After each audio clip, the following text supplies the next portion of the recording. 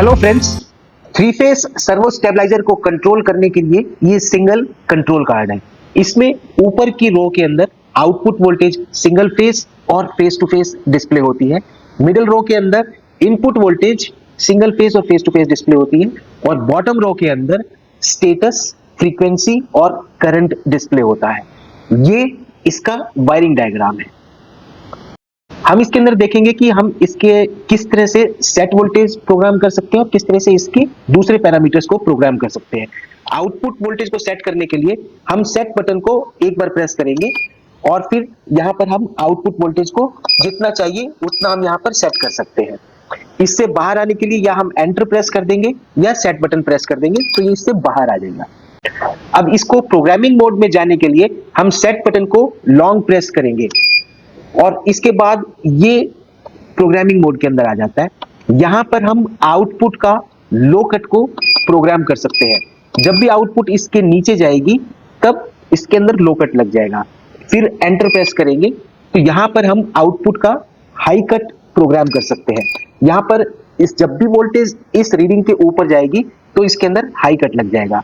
फिर से enter press करते हैं। हिस्टेरेसिस 5 यानी कि सेंसिटिविटी कि आउटपुट वोल्टेज जो हमने सेट की है उसके अराउंड कितनी टॉलरेंस हम इसके अंदर अलाउ करेंगे। अगर हमने 230 वोल्ट को प्रोग्राम किया है एज आउटपुट वोल्टेज तो हिस्टेरेसिस 5 का मतलब है कि हम 225 और 235 के बीच में आउटपुट वोल्टेज मिलेगी और इस रीडिंग को हम अपनी सुविधा के हिसाब से कम या ज्यादा प्रोग्राम कर सकते हैं। एंटर प्रेस करेंगे। अब हम यहाँ पर सीटी रेशो को प्रोग्राम कर सकते हैं। ये वो रेशो है जो हम सीटी एक्सटर्नल यूज करेंगे। अगर हमने 200/5 की सीटी यूज की है तो यहाँ पर हम 40 प्रोग्राम करेंगे और अगर हमने यहाँ पर 500/5 की सीटी यूज की है तो हम यहाँ पर 100 प्रोग्राम करेंगे। इसके बाद एंटर प्रेस करेंगे।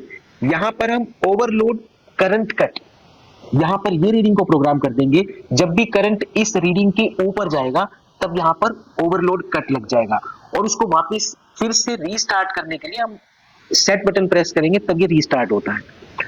और अब हम फिर से एंटर प्रेस करेंगे। यहां पर हमारा टाइमर ऑन डिले 5 सेकंड, जब भी ये रीस्टार्ट होगा तो 5 सेकंड के बाद इसका कॉन्टेक्टर ऑन होगा। इस रीडिंग को हम अपनी रिक्वायरमेंट के हिसाब से यहां पर प्रोग्राम कर सकते हैं। ये है लो कट का ऑफ डिले कि 8 यानी कि अगर 8 सेकंड लगातार इसमें लो कट रहेगा ये तभी उसमें लो कट लगेगा। अगर ये रीडिंग कम या ज्यादा चाहिए तो हम यहाँ पर इसको यहाँ प्रोग्राम कर लेंगे। फिर एंटर प्रेस करेंगे तो ये अब हाई कट के लिए डिले है कि हम इसको कितना चाहते हैं।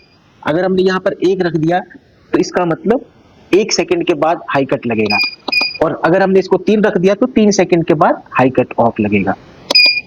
इसी तरह से ये करंट ऑफ का डिले है 8 सेकंड कि अगर करंट कंसिस्टेंटली 8 सेकंड तक हायर बना रहेगा तभी इसके अंदर ओवरलोड कट लगेगा। और यहां पर हम बजर को प्रोग्राम कर सकते हैं यस या नो, और अगर हमें बजर नहीं चाहिए तो हम यहाँ नो प्रोग्राम कर देंगे तो इसके अंदर बजर ऑफ हो जाएगी। फिर से एंटर प्रेस करेंगे। अब हम यहाँ करंट को डिस्प्ले देखना चाहते हैं या नहीं देखना चाहते, यहाँ पर हम इसको यस या नो कर सकते हैं। अगर हम फ्रीक्वेंसी को डिस्प्ले पर देखना चाहते हैं या नहीं देखना चाहते, यस नो हम यहां पर प्रोग्राम कर सकते हैं। और फिर आउटपुट का फेस टू फेस डिस्प्ले देखना है या नहीं देखना, इधर प्रोग्राम कर सकते हैं। और इनपुट का फेस टू फेस देखना है या नहीं देखना, ये हम इधर प्रोग्राम कर देंगे और इसके बाद ये प्रोग्राम मोड से बाहर आ जाता है। तो इस तरह से पूरा कोड प्रोग्राम हो जाता है। अब हम इसमें हर अलग अलग फेस के लिए ऑटो और मैनुअल फंक्शनैलिटी को यूज कर सकते हैं। आर फेस को यूज करने के लिए ये 3 बटन्स यूज होंगे। वाई फेस की ऑटो मैनुअल फंक्शनैलिटी को यूज करने के लिए ये 3 बटन यूज होंगे और बी फेस के लिए ये 3 बटन यूज होंगे।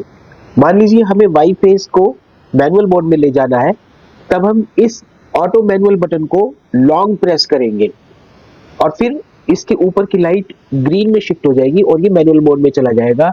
और इसके बाद हम नीचे के कंट्रोल से अप एंड डाउन से इसको बक एंड बूस्ट कर सकते हैं और इसी तरह से हम बी फेस को कंट्रोल कर सकते हैं और इसी तरह से आर फेस को कंट्रोल कर सकते हैं।